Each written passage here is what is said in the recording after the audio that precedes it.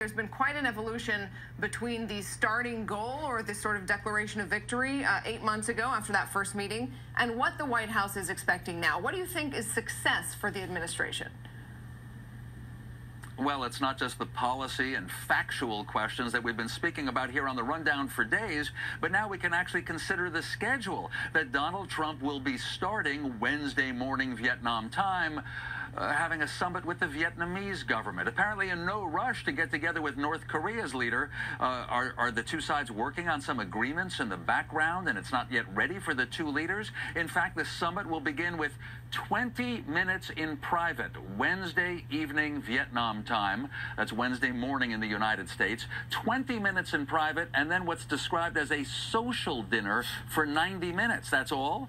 Then on Thursday, some business, maybe an agreement would be announced, but the White House has said don't necessarily expect a lot. We're happy so long as there is no testing of nuclear weapons and long-range missiles by North Korea. So in advance, Donald Trump has said, I'm happy and I'm not in a rush. Nurit and Kalev. Dan, you mentioned the Republican pushback on the Trump administration's national emergency declaration.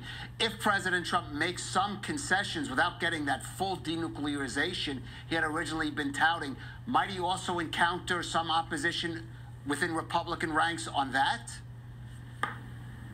Yes, of course. Among the Republicans on Capitol Hill, there are many members of the House and senators who are very serious about foreign affairs. They've been working on these issues for decades, whereas Donald Trump is new to it. Of course, Trump says, it's good that I'm new. I'm taking a totally different approach, a personal relationship with the North Korean dictator, and we have a fine relationship. So Trump is boasting about that. Many Republicans disagree with him, and if he declares an end to the Korean War after more than 60 years, if he in some way recognizes officially the Democratic People's Republic of Korea, Republicans will be alarmed. But Donald Trump will say that wasn't a concession. That's just reality to keep up a good relationship. Yes, he will disagree with many of his own Republicans. Nurit and Kalev.